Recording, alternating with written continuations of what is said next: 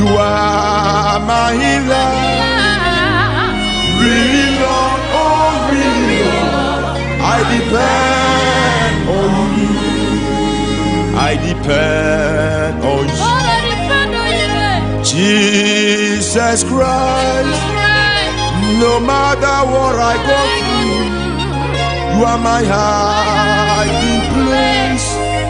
In times of sickness, you are my healer.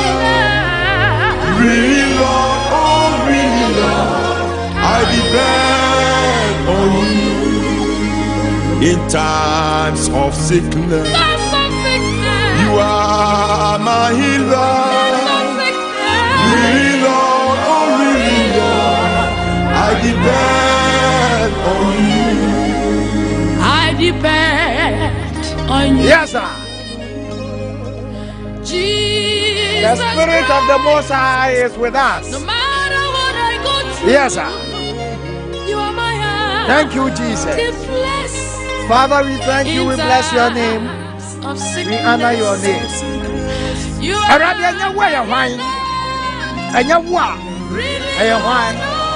we depend on you, oh Lord. Yes.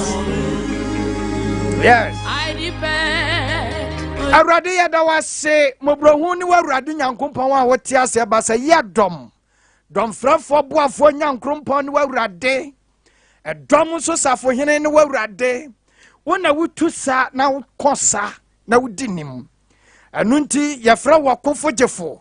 Wona woku a woje man. Anunti din ba ko no koje aman. Wona wokutware aso na di nkunim. Enti yafra okutware aso.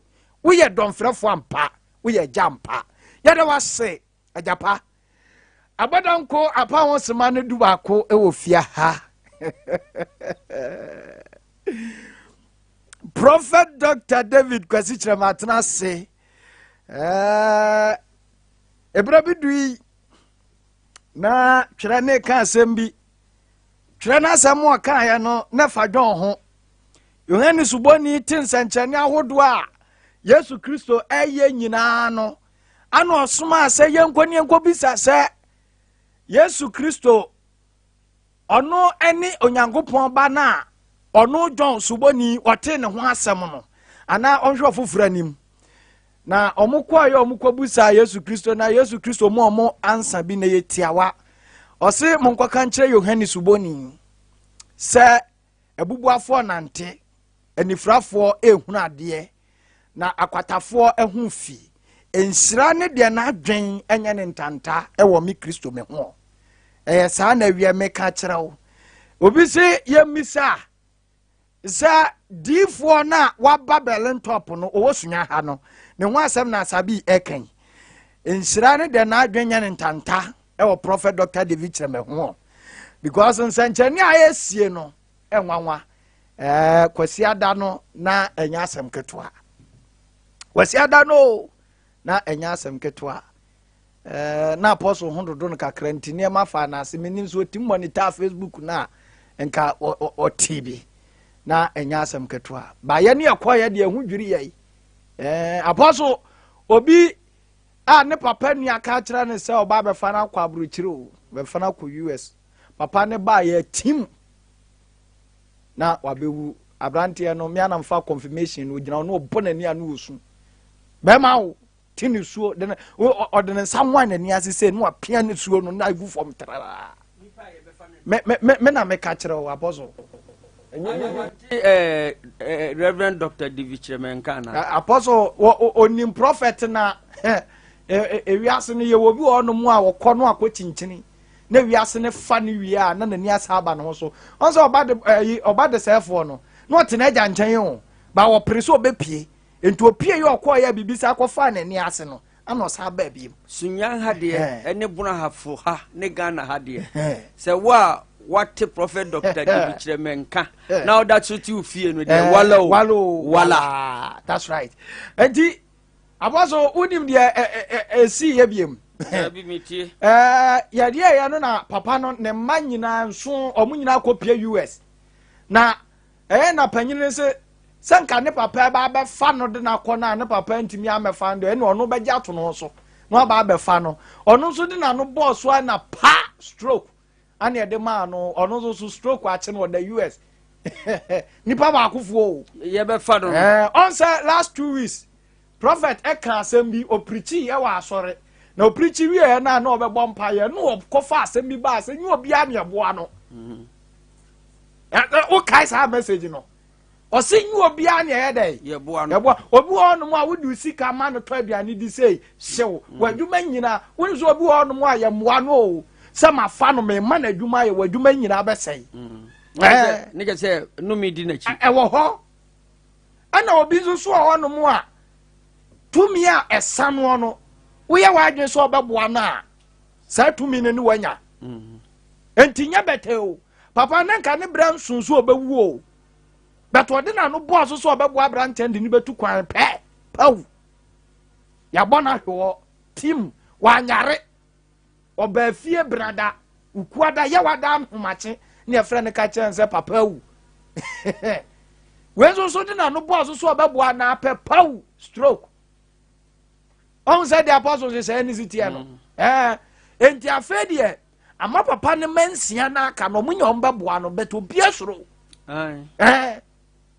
obiasoro on said the wiase ni city enye easy o na Sunday no apostle eniema si o sa mi ni se bibi besi eniema si o asondam wo de uwura hwa se bibi si me na ka wo kai bi wo kai de na kai fa microphone no de be kai obi a gold wo na busu afia yentimi ntu gold no na bostom atena gold no so say yentimi na obebe pfie na ote ho sa na that's right that the wura deep na pe no afre ne say so who papa na who say who no say de no osigina ho no osigina ho no me hwe ne sa am say obi a gold wo ni fie o but who ne one no digina ho no wan hwe yi a ewiase mu o ubedi hia saadi akowo wo si gold wo ne me yan kra ne say gold nu kwa ye ma untu anka yenjawe oba so ya san bo ba yale oba da akra woni mu hwie o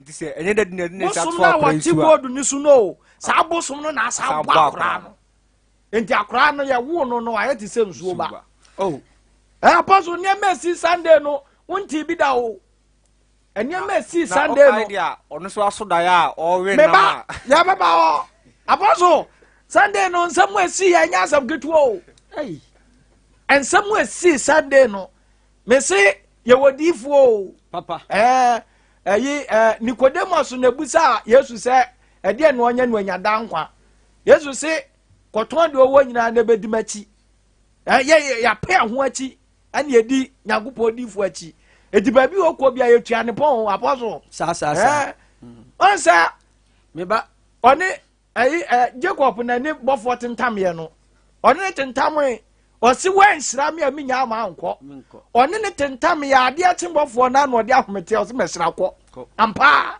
enti sa ne yere papa ya yere no wan sira ya yanko disa ya nanti bia me na me ya nanti bia ya wie ya so ahwe ya wie ya tena bunu ba bia ya dure ya tena Sunyani yanko ba bia bia mo se nyame gifo ofiri awurade apostle obi obeka ne ho asemmoni biara na oni adwen papa apostle me enu no se si a ba bia me masom nyame aduro no enye de obi beka Yesu ye kan asemmoni fa ne ho enti wo beka asemmoni afa prophet ho a na meti dabi I am not believing what you are saying, but I'm believing the anointing that he carries. Anointing was ready to cry. Obrofo aba. Me nam catch her. Wasi monyi madifu ni na masibetim. Wasi monyi masemuni na masibetim. Na monyi madifu ni na monore. Na monore na wadi yi. Waye nshira. Wakọ wanim. Enti the word from prophets fantastic. Enti emfa ni agro. Obi a woni fie obi o na wo ridi awusua no na wo ridi ahu se gold wo fie ho na brantia no wo se ono adu ba bi o pese nkodi ni moja ekogu so na nka otu na nka gold no etimi o mutimi di enti wo se ono se de o musi bre no se nkodi ni moja egu so ama abusua no kura timi adi gold no na ono awu kura nka opebosi ako kodi ni ti be di akyerema ama wo mo nanso oma ya enye yo apostle na omo ka lady bi asem lady ni prophecy ni ba no osun daye 3 days to Sunday papa ka daye no ana lady ni chese osun daye no Friday Saturday Sunday no ba asore enti asem papa ka no enye nkontompo na enye ana ne papa nso ni nkomo osun daye no na wakọ na busua fie wakọ ani aye aduane poso na o reject aduane na enye ye enti wa mumma ni nsu ana ohoro ne nsa na ye ne so onko ye nso ntra se na ogi akonyo tras ya na head ya hebre diare nam se ne nam ana ya che amani bia we onu wi bia se wawu obi kura na koma ho na koma ana na jasa onu awi ni namansa no apostle anya mesi kwasi ada no mesi enye bi na onka wenye bi baka akukwa de baka obi a ne maame abre na akoko fitaa na ne maame akoko ni wuye na nwumre pepepe na ne maame nso ewuye na utimu se akoko na ye de abre no na ye nyoye papa ni fie obi nso se de osi kire akoko ni wuo ni mu be kire ne maame no obisa no confirmation ne ba ye pepepe time akoko ni wuye ne time ne maame ni wuye ne pepepe na papa kire ni se obi aye no wo fie ho nti se onto akoko fitaa mra na onfanye akwankyere emfama no na onne di ne maame na de nti se akwankyere no de ye momfa nsie nti se wo di ade ne de ase de maame no ye fa so kire akoko na owuye ne sana won so ye be dayo apostle kwasi ada no enye mesia no enye izo ene me hwere ade kwasi ada no na obi a otu kwan obetie ne papa be fo na tu kwan Mo- a ka mani fufu adi ai abone ya let me say first one no na aduan na akọ no o say me na mfa confirmation no na say me mfa confirmation no o kire say aduan na first one odi ye na enye easy the second one no papa so kire say no so be poso pa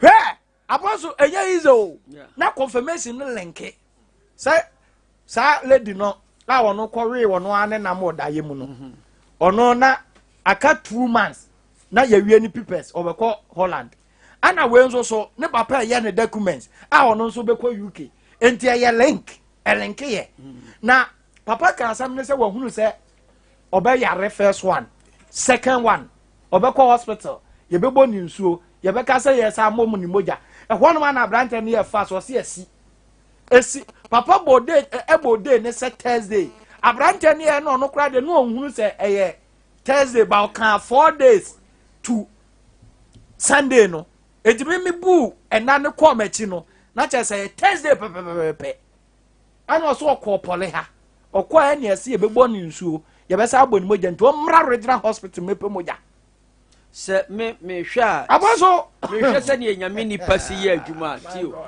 me hwa se ne nyame nipa si ye adwuma na me de ne toto nyame nipa bi a wanya ni ba bi ko se na anointing no eno a ne wo na bi o apostle prophet dia no mileage ni so senti na me de ne toto TV Joshua ho mileage ni so prophet dia no mileage ni so ade ahinta kura no papa bia opera power gift tio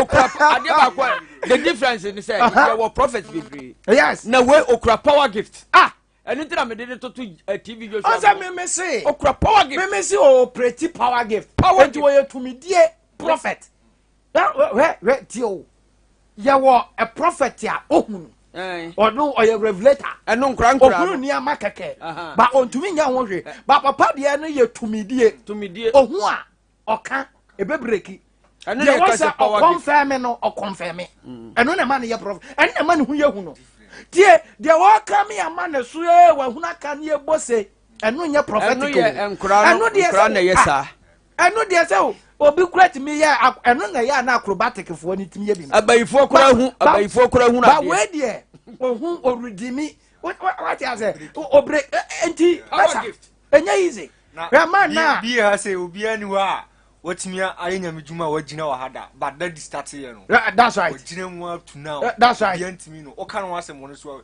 No man who can say, Ujina, Unu Tempo, no Gina will be now can as a man. Yes. Musana Mediamana Mu Duntino. Yes. Utimi Fakers, Utimi Wiz. I You are so for more.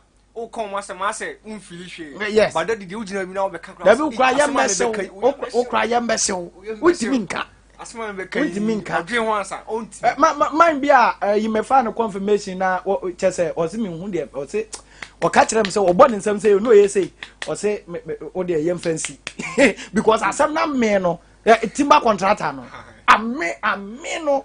A cannon. Yes, or buy with a scholarship now. Now, when Nick Capra, we say, Papa, Papa, or Nick Capro. Because what drown or send a care, what home. Me taxi me ensa waton ni nyino de sika na sha adwuma ni ma hye wakobo besia o me busan say e ka wo de obetimi a wo se wontimi nkaka no ontumi nkaka no enya izo se wa ma Berlin top a Berlin top asem no ya ka me se bro asem ya ase jansen ho udi osi abra wo so hwe prophet Dr. David na bra Berlin top ena nwumre no nsia ewurade a Odia mechanic say ya tie o na odia mo amutu anamo mo dia mo ba mo hunu mo ba mo hunu na ayi abrante no ba ya onu gold woni fie ni ayi no mfiri kumase na ba obi firi kumawu no aba obi firi kwawu no aba na nanse kra emamienu wo mo amfa ka firi akra aba Apostle wo ba ye wo mo wie ye pon ya wo mo anda na wo san Apostle o de me say o de ma sunya o so o mte ho ma o mte ho na ye be kwa ka so a baba nyame shira odofo wa ye shira ene awie ye di nyame asundwe ebrew ye di nyame aseme won kwan ebrew di adofo kanyina ye no kra nyame wo pretty supernatural e wo Berlin top Sunday wo be hwa ememe sum bra na nyame jenema ayaresem tumidiem na eye marvelous na nyame a oye emergency helper. We give all the glory and adoration to him. Esanse otiase nyumbi edamakoma so say otiase mi nyame tiase oye obotanya utimoda oda Otiasi Oyosahi Jesus Oyosahi unto me Nyame Yosahine Awie yi wa utie mi bia no mebesa otiasi se nyame Yosahine na otiasi onsisanda awie mebesa me no etichifa working with God so uni nyame enante. We believe that God is able and we are able. Even in this evil and ungodly generation, God expects his children to live and walk with him daily. And now, are you working with God or you are working with your own understanding? Would you name dear anase wa nkasana wodenam? Uni nyame nante. Na uni nyame nante a God begin to help you. Because God has power far above any other God. And he is ready to release his goodness and power on behalf of all his faithful and obedient children. Nyame wo tumi chen tumi bia. Na nyame hwehwe yen se ye ne be nante wiase etise. Na ye de ye ho abata no. Na yetimi abe much fruit. Ye jutum se you can always count on his divine ability to perform and put your trust in him and begin to walk with God, and you never walk alone. Yes, yeah, it is say, you know, yan fear ran she nyame muni nyame anantea and the premature death and the a belliness and the man niema itimisisia na utimika say God why me ema untimi enkowanim. But if ye ni nyame benantia or ye faithful or ye no kwafo, God will always fulfill his promise without faith to you. sɛ obi bɛn wa ka kyɛn sɛ this side sɛ ɔne nyame bɛnante wone nipa nante otimi gya hɔ abranteɛ bi frɛ me firi Germany osu saa na damfo a ɔno bɛfa no kɔ Germany na nadamfo no di abitire na yakye no ɛna wie deɛ na mepɛ sɛ meka kyerɛ wo wone nipa bɛnante adu baabi obɛdu hwammɔ wone ukunu bɛnante adu baabi obɛdu hwammɔ wone oyere bɛnante adu baabi obɛdu hwammɔ wadamfo de wobɛsi no packing but Jesus never fail you. Yesu ni hwammɔ da ɛna wie me ne wo tikyi afa working with God. Are you working with God or you working with man? Uni nyame nante. Allow God operate in your life and let your heart be ready to do God will. Yedi nyankopon pe. Debi ameka say God created you and give you your perfect will to operate, but God expects you to surrender your will to him. So that allow God operate in your life. Run away from sin because sin is a root of all pain. Boni the pain beba wa kwan so. Na uni nyame nante a he teaches his way. Na or draw you near to him. Na or make a way there is a seem no way. Baby a kwan ni no apokwanya toward the amount. Aboso. Yeah. Working with God. What do you want to say? Working with God. Noah walked with God. Yes.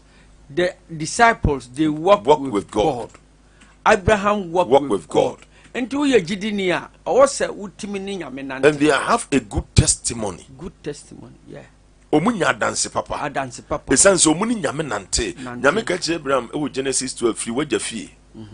Na meye wo man mehira wo medome wo no bedome mehira wo no behira. And if you decide to walk with God, you never walk alone. You never walk alone. Because uni nipa nante du ba bia nipa no create me free. Yeah. Na aka wo nko a.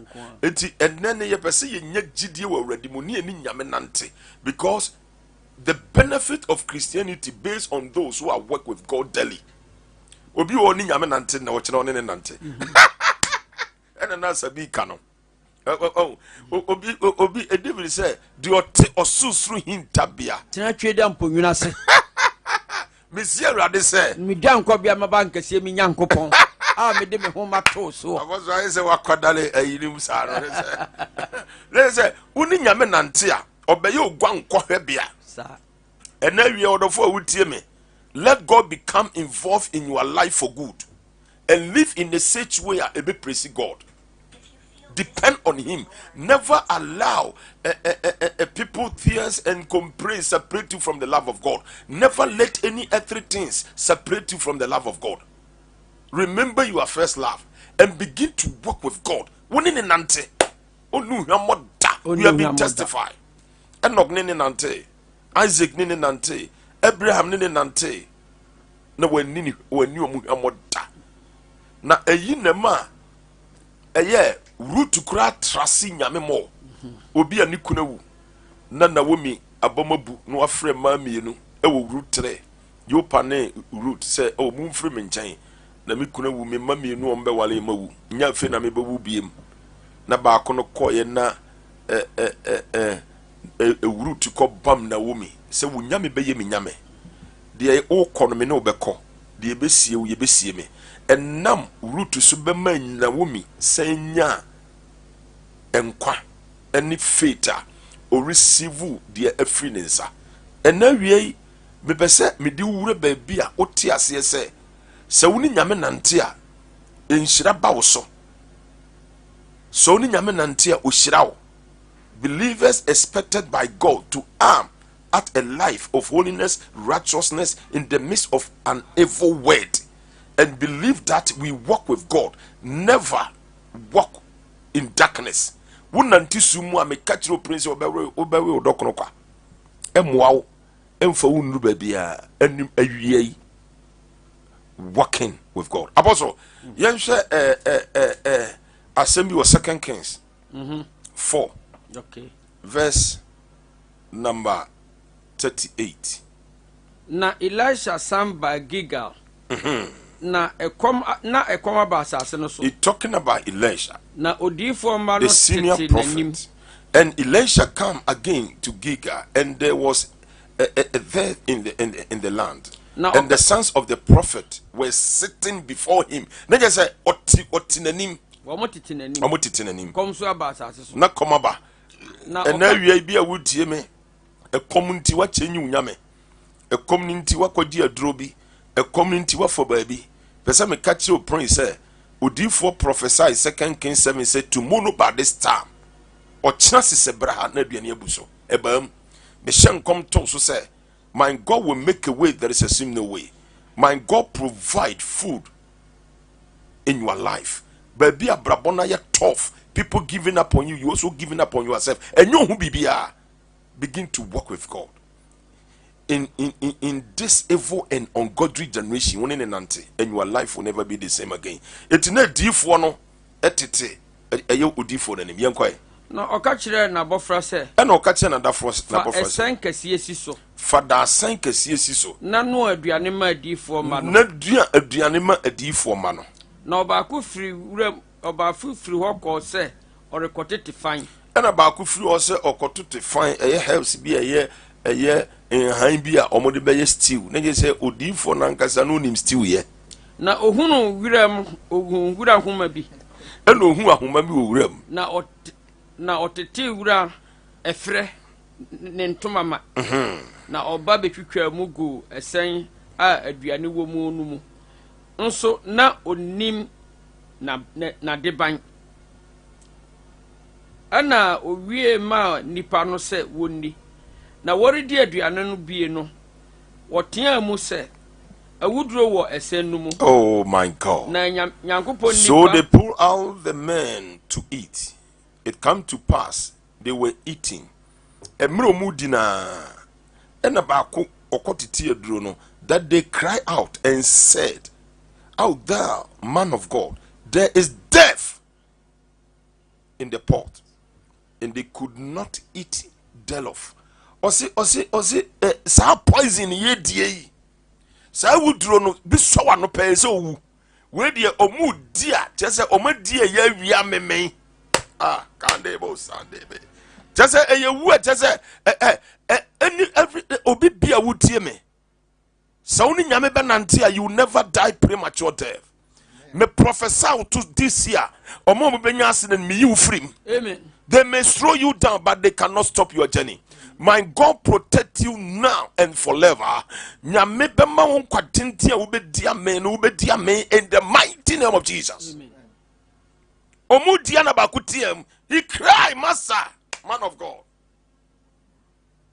owuo ne yedi no ɛyɛ poison ɛkyɛn kuraduro obi de bi ka ne nsa kɔna no pɛ ɛnso owu yɛnkɔe ɛna ɔka sɛ ɛna ɔka kyerɛ ne sɛ ɛneɛ momfa esam mmra monkɔfa esiam mmra na ɔde gu that's the direction ɛna ɔde gu stew nim daasɛn nim na ɔka sɛ ɛna ɔsi owuo ne duro no aduane no mo nsa anyɛ dɛ hwie ma nkurɔfoɔ no ei na wɔnni apostle wanka bɛdi dabi asɛm wɔ ne yɛne wo kasa fa working with God ɛnti na du baabi a nipa nte ase odiifoɔ kasa deɛ medi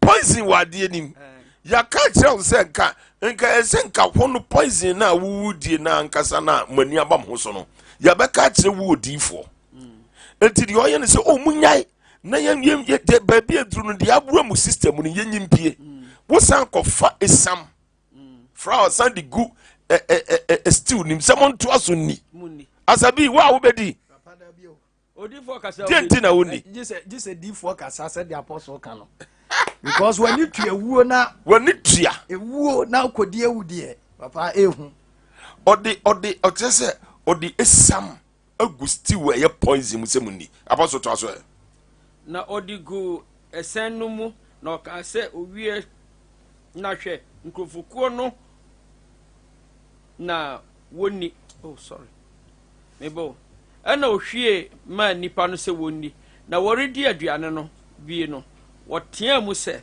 awuduro wɔ aduane no mu na nyame nipa wantumi anni na ɔka sɛ ɛneɛ momfa esam mmra na wɔde gu ɛsɛn no mu na ɔka sɛ hwie ma nkurɔfoɔ no na wɔnni na biribi bɔne bi ni ɛsɛn no mu bio omudie that's the faith omudi wie no nyame san kasae 42 no and there come a man from Bethesda and brought the man of God bread of the first fruit, 20 loaves of berry, and 5 ears of corn, and the house thereof.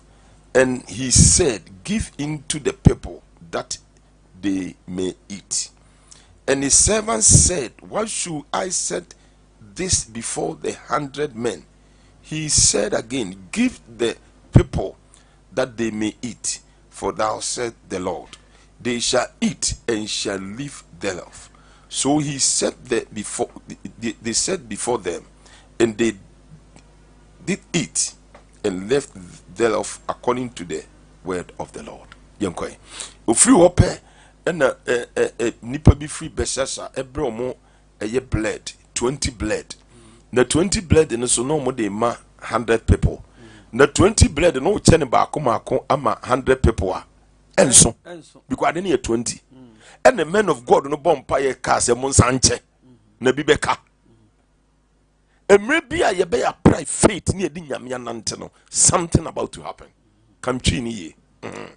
Na obarima bi nso free Belsasa by na obre nyame nipa no aba a edi kan pan no atoko pan no aduonu ne awuo foforo a wo hwane na oka se fama nkrufokuo no na wonni na ne somfo no bisa se edien memfa ye minsi nipa oha anim ana na oka bion se fama nkrufoɔ no na wonni na se awurade sie nie wo bedi na wo bejabi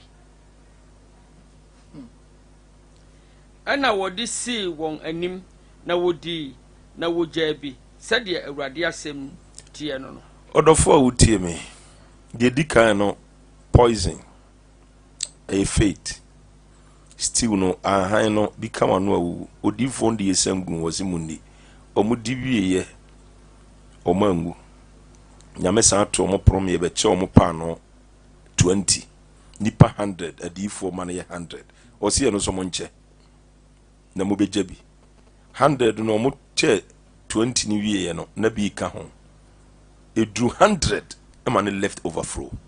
And let everybody hear the voice of my voice. Meaning we teach you for walking with God. If you want to see a miracle, and senchireni anu tinya bin si da. Abrante bi wura ni fie.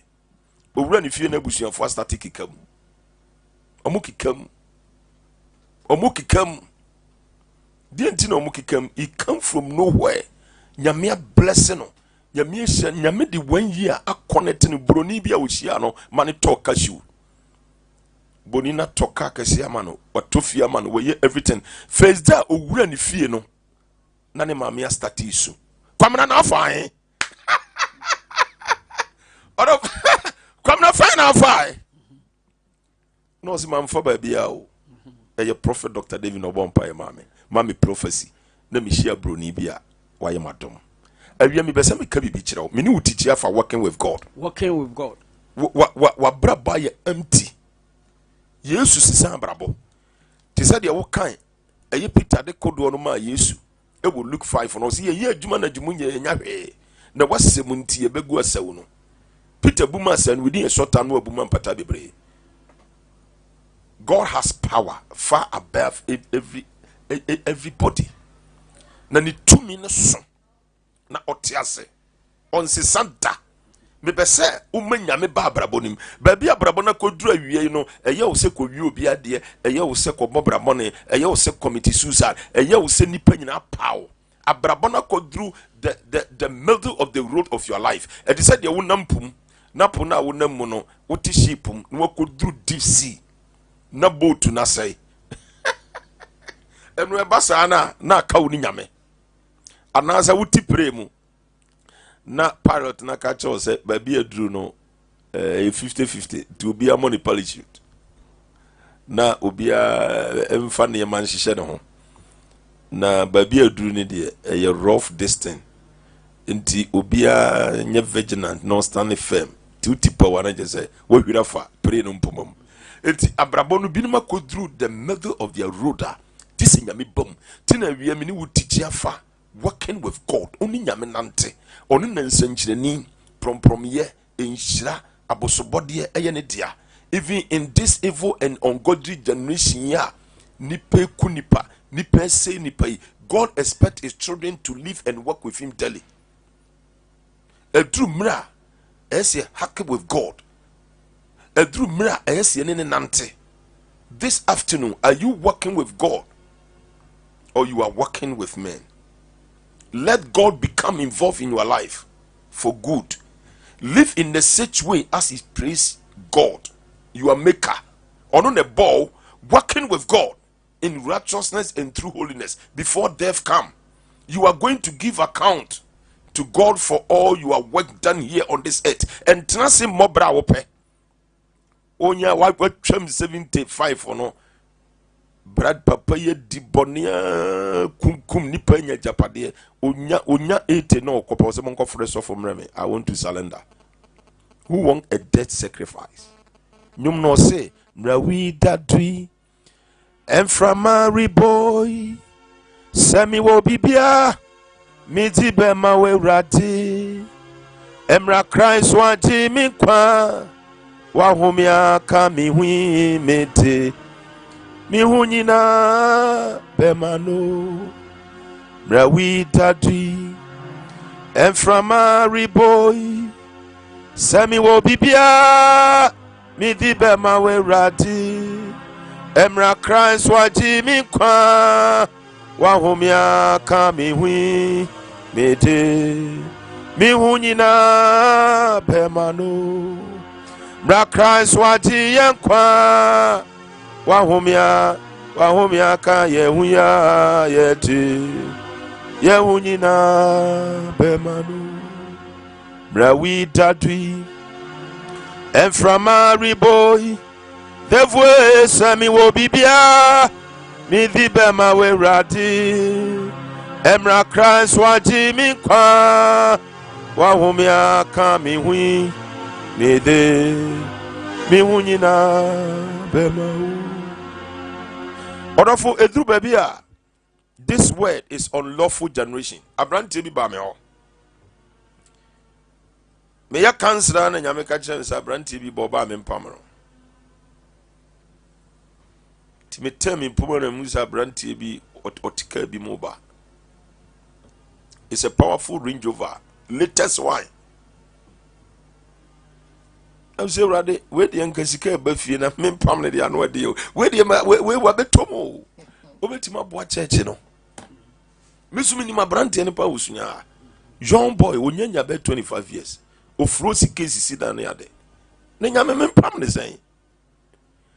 To a bar officer and I'm say cratchy si from na no see what then I'm so call or see then I'm say si from why also me person can bounce on I'm so I saw your boo sunyai ubetima kubabi and a reversing church there you can't was this awful me one am who jam me who chish me na so who chish the okosra and ma who chish was this awful tin am person me confess and I'm say Debbie do the adom no ma me no was it church be able to make by hadie gara o si from kunyina no usu abranti a wutie me remember you are creator now nyum no say kai wo bafo wo mranti breimu ansana dabone naba kai we Abraham na kwantu nimu ansana owu naba enu na wu benya Emuwa ni daso kosise obema wadi watan foso enu na ubenya emuwa ni daso kosise obema wadi watan foso kaibo bafo wawomra tibreimu ansana tabone napa Kai we Abraham na kwantu nimu ansana owu naba enu na ubenya emuwa ni daso kosise obema wadi wata fusu odofo wutie me money nya answer for your salvation Now we are the place of refuge and we have assurance of salvation. Never let any earthly thing separate you from the love of God. And we are many teach you for walking with God and you never walk alone. A mercy can't tell me don't tell. And Kwana Yadia Mauno a sumbo, a Yami Dina Punachi boom, say, what can in Revelation 3 verse 20, or say, I stand at the door and knock. If anybody hear my voice and open the door, I will come in.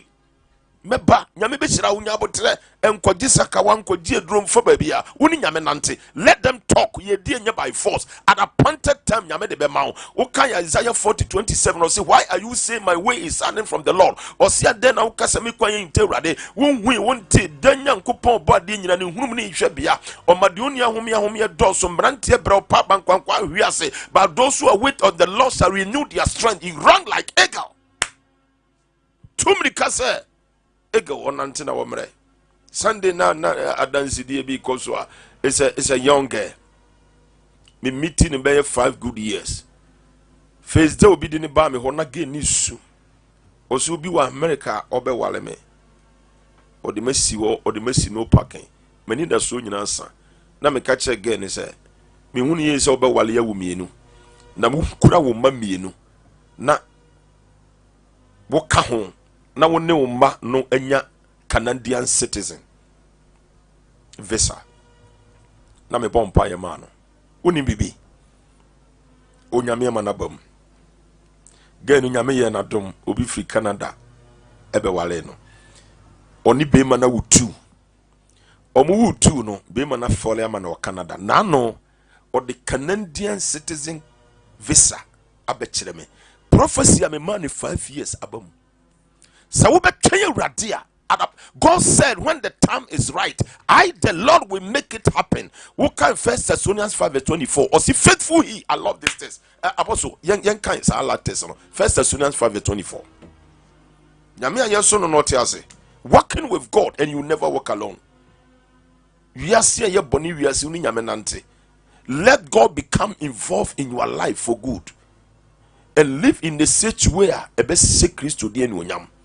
You are maker on the ball, working with God in righteousness and through holiness before death come, because you are going to give account to him. So we more content be now. I would open the baby as is the open our bay. Put God first and all other things second, because okay Bible now. I am meant to say the 33 no.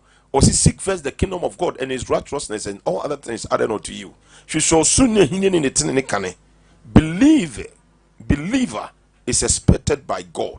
Live your life dependent on God. Don't walk in darkness, in sin, molar pressure. And my pressure be a mouse so and the youth no pressure bamoso do. Monsieur hima bi a croquesia pa hima. Na menini dinkoma no say oh prof. Bran for you for no more na ni so na me se na no an waka no bona hafo youth no uyi 100 da mu 70 ni so ade e no an waka no ujitum na me no ya adwene me catch pray e ya no kura so won youth no mo na e pray mani patra o mani nton ni ma metunufo mfa ni papa tunufo mfa okay efficiency so ti di wagya no nani na nkwanda wale uni nyame nante wate ubenya long life nyame bi shirawo. We must walk in truth as a believers. Ye man no kware mpa ye num. Ye ni no kware merade. En se unua that appointed time obi pejao. Kan last test no na fe ye nkwa. Onokwafo ne dia ofre mo no. Onokwafo ne dia ofre mo no. Ono so na obeye. Apostle sa ne wo Bible nim. Sa onokwafo ne dia ofre mo no. Oso ane frɛ wo. Dabi. Onana. Davida. Osofo. David. Wadamfo. No. Asabi ne frɛ. David. Na wane frɛ. Awurade Nyankopɔn. Tina minini will teach you say walk with God and you never walk alone. You will never walk alone. Walking in the Lord. Uni nyame nante. Se me prophet Dr. David nipa ne frɛ me a ka me di nyame dwuma to waje o. Nka che papa. Me akra nka me de to ho ache. Enye nipa ne frɛ me. Na wo ka bibi. Quotation twa mu no. That's right. Before no. Oma no pan no mako aduro no. Na ye de amanipa 100. So monche. Se wo monche. na wɔn bɛkyɛ ne sɛ na yɛyie nso wɔn mu tumi kyɛ ma bi saa nkae na meka wei na maka yɛ asɛm bi esiiɛ Ghana ha ya nipa 7 wɔn mo kyɛ sika 7,000 baako anya bi na je say asisi abom nipa 7 dream aba ho nipa 7 wɔn mo kyɛ sika 7,000 baako anya bi Order for wutie na wie God is able what we are all able and God has power far above anyone and he is ready to release his goodness and power on behalf of all his faithful and obedient children. Nyame wo tumi chen tumi bia na waye ready say odi ni nhira ne na dombe ma wona waye sutie na oye no kware na wotie nyame asem because miracle can happen to you as you walk with him because he is able. Otiase on sisanda God is able to raise up that which is dead in your life, your marriage, your home, business, etc. Niema ase nyame wo tumi so san de ni si o. Onu hwemo da. Obeboa wo. Obehye ne die ne unyam. Na wo so dance around in the throne of glory. Now we begin to count to our blessings and lay them one by one. And then me shen come to where we tie me so say nyame nhira wo. Me shen come to my Ghana so. Say you depend Eradia, Unyami be soro, Unyami be shirayen, because God will always fulfill his promise without fail to you. It you not say, there is one thing that I know, everywhere I go, Jesus Christ never fail me yet. There is one thing that I know, everywhere I go, Jesus Christ never failed me yet. Never failed me yet. Never failed me yet. Jesus Christ never failed me yet. There is one thing that I know, everywhere I go, Jesus Christ never failed. Orinya meta Orimpa meta Yesu ni tono Orinya miota Adi kru na minyim Sebe biara meko Yesu ni tono Orinya Awie kan koma to yem. He is alive. God is with us. We have a supreme one. All things are possible. Are you possible? All things. Sunday na me ma woman me prophecy. Me touch him say ya de wo mojem. Me touch him on say mani su chinim na me woni su nya nchine. Kote kabo be kono afiri mojem. To me di power ya tuma. To me as I be Sunday who miracles upon me. Papa miracles upon me. Ma media man kaba ko Sunday no. Papa unse me na kura camera. Una na ukura camera no. Wo de to ne unsa ne so. Na time am fro. Sir. So hono ma me ba ma wo bom pa ma me hia ne se wo ko. In fact nyame ni no kwani ne nsa no se de na me si hu no wo camera nim no. Instant. Enye sa na me hu no se Ne nsa na aporo no. Chese unhu se instant ne nsa na aporo na start yet fresh. Ayo nwanwa. That's the instant healing. Instant healing. Odo for wutie yen. Not I, by Christ. Inti nyumo yeme do say, we give the glory to Jesus and tell of his love. And tell his love. We give the glory to Jesus and tell of his wonderful love. We give the glory to Jesus and tell his love. And tell his love. We give the glory to Jesus and tell of his wonderful love. Yeti anyonya bema Jesus na yaka ni dono na yaka ni dono. Yeti anyonya bema Jesus na yaka Nido angwa apostle say meka say not I but Christ. And we give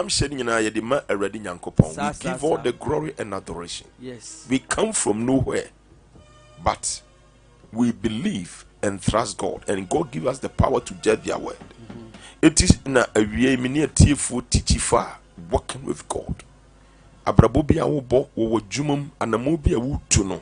Let God become involved in your life. Amen.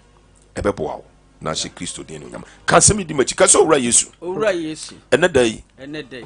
Ejitum se me ye de bon ye ni. Ejitum se me ye de bon. Me boni ntina be wu yi. Boni ntina be wu. Me boni ntina sorry. Boni ntina sorry. Ene me pu wiase nyina. Ene me pu wiase nyina. Na me fa Kristo. Na me fa Kristo. Se me wura me kra agenkwa. Na me kra agenkwa. Me no be nante. Me no be nante. Me somo. Me somo. Me nkwanda nyina. Me nkwanda nyina. Ti Awurade boa me. Ti Awurade boa. Amen. Amen. Awurade me pagya wo ma echi Awurade. Ena wie wo soma me se me mfa wasem emre atiefo. So you work with God. Even in this evil and ungodly generation, aye wiase a aye end time a aye cross days a aye wiase a aye boni wiase say wo expect yen say you believe na you work with you daily.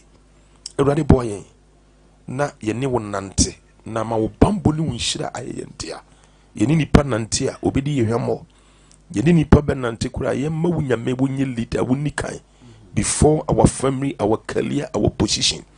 Because as we put you first, now we understand that God will do with your life.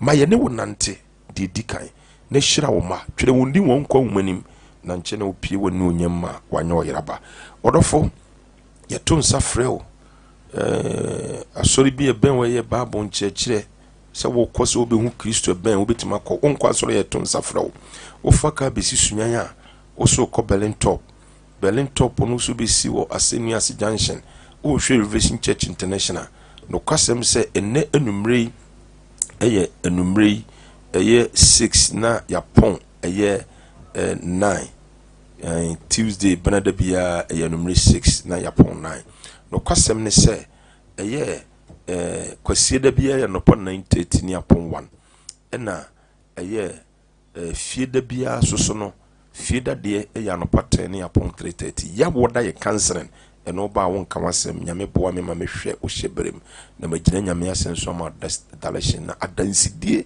aye kese de ama me kai broni bia omudi ni free Canada ba ya na o problem won nkase mu na omudi ne ba cancer o free ho si form no na nyame de ayaresa ama no brana ba hwe Jesus a omankwa metaka no astre se Peter says silver and gold sikani gwete ye ni bi but what I have, the one year de ma Yesu Kristo Nazareth musore na ntebra, and you see the power of God. Me personal number me first studio na mane kakra, but me personal number na treto. Ye free studio na person frame ya, wo frame ya, wonsa ebekame.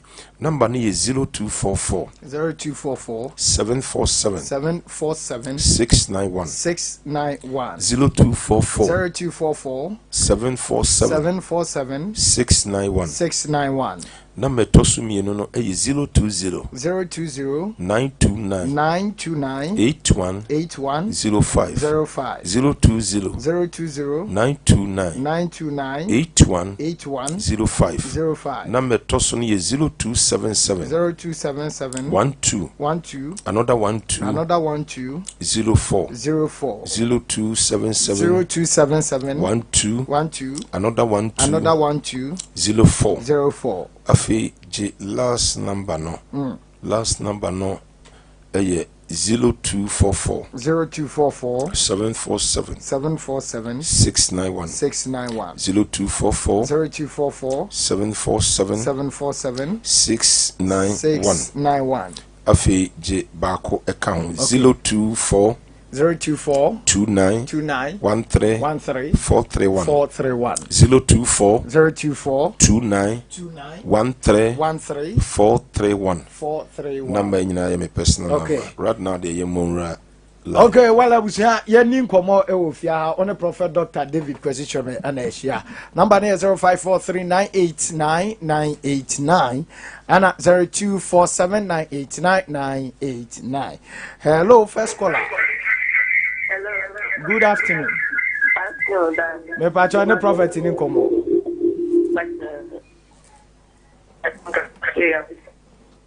Low radio na ne prophet ni nkomo mame. Bache malo. Evi papa mama ye isilaba. Yeah. Mesine sunya me nemfa sole. Na papa pisi o pisi amame rao. Yeah. Me ti wunna be ba for the aba Kristo. Yes. Papa bo paye mame. Me bompa ekese edema. Nyame a ohye namu. You are going to get it back whatever devil stolen from you. Nyame ma won san ka de afiri won sabia. Na mo watime remember o first love. Nyame mie so adomti eme. Eye you want your belly top what. Nyame wa kwanya kese pa de ma. Hello. Yeah, Baba. Good afternoon, sir. Good afternoon. Me ba jo ni nkomo prophet ufia. Papa, Radin Shop, Amen. no custom, Yankopon do Sunyani mind, and a bono my Ghana man, a Juma or Bono, a Radin Costo, and your testing. Amen. You did here, Naya, Nadia, what was I so? The never dependent, then what can Amen. Nyame mie so oma o how these are come true. Bible say yen show so ni netenika no de hinyina be ka yen ho. De wa yen tinyame move to the next level. Adomti. Amen. Amen. Hello. Hello, good afternoon. Good afternoon. Papa, why? Me bompa kese edema. I cover with the blood. I remove him from frustration and that hardship. Onyame another chance. Na on restore peace amount. We Yesu demo. Amen. Amen. Hello. Hello. Good afternoon, sir. Good afternoon. Me ba jo ni nkomo. Pacho mi here Bible. Me bompa kese edema. Onyame ma how desire come true. You never lack. Nyame o say yen hwe ne emfani ni kan obehira yen no. Oma this 2023 enye the year of divine settlement. Se nipa nsete wa oni nyame nantinto on settle adomti. Amen. Amen. Hello. Hello. Good afternoon. Me ba cho ne papa ni nkomo mame why? Hello da. Yeah. Da si ni shira wa benya na. So de mai. Ampa. Nko so ma wa de me kasi. Ampa. Benya benya unti ni kamrai. Amen. Shira fa. Me bompa ekese de ma wo. Nyame ma wo ani kango. Omo siri wiase a edikwa wie ne nyame ma wo ani kango no ma won sere sa. You never hear a bad news. I prophesy it come to pass in Jesus name. Amen. Last caller, good afternoon. Good afternoon. Me ba cho woni papa ni nkomo mame. Me pacho me yam tabo me saya me ya. Fa won saka won sane sisi a ho beto. Awurade me release wo power and authority. Midina wonuma sem so I will look for 38 to 39. Ufri synagogue ko si ma se ba fie no yale. O touch na man o tono. Ba bia brantie wo yade bia eda no so. Bisa no yale sa receive divine healing. Adomti. Amen. Amen. Amen. Okay. Abusa yem fa frɛ no biem. Yem fa personal number. And then you mre no nsia. No nsia. Ofaka bedu Sunyani. Also call Top, obviously a senior junction, we should Revelation Church International. And I bet for new road no cry. And I would drew Coco Bordeaux, a sorry car no age and I offer a Yisuswa, a pedo video, a honey a short power. The personal number no, a 0277 0277 12 another 12 04 0277 12 another 12 04 number to so be mono a 024 29 13 431 024 29 13 431 number to so a 020 929 81 05 020 929 81 05 number to so 0277 12 another 12 04 0277 12 another 12 04 in a 020 929 81 05 the ohone say enanumre ye numre 6 to 9 Tuesday bia ye ya sore numre 6 mo amokosi wa no pa na awia no Bananda bia yenya sorry anopa na wia. Bananda bia no masaya bobade. Bananda bia no ye number 6 to 9. Tuesday bia ye number 6 to 9. Inti Tuesday bia no fashion so mama ko anopa na number na yenye Tuesday anopa. Bananda bia ye number 6 to 9 p.m. Ofaka bedu sunya so ko Balento besi Senior Junction o Revelation Church International. And the feed bia no anopa 10 to 3:30 p.m. Yes. Every feed bia de anopa 10 to 3:30 p.m. Kwasi da ya anopa 9:30 no kwasem no se ne apon 1. Kwasi da ma mo ba nipa ba sore pa miracles upon miracles and testimony. Kwasi da try to be our guest and my God will bless you. Ya woda counseling. Ya woda bia you start here no 9:30 echo and a Monday be also your cancer. I love you. Get the best from God. Amen. Amen. Okay, Eradinya Guponsha na ontina ni mchoni dini Prophet Dr. David Kwasi Cheme. Revelation Church International Berlin top Senior Junction. Ho na yebutuo na abalisia de kaswa na yewi o. Yewi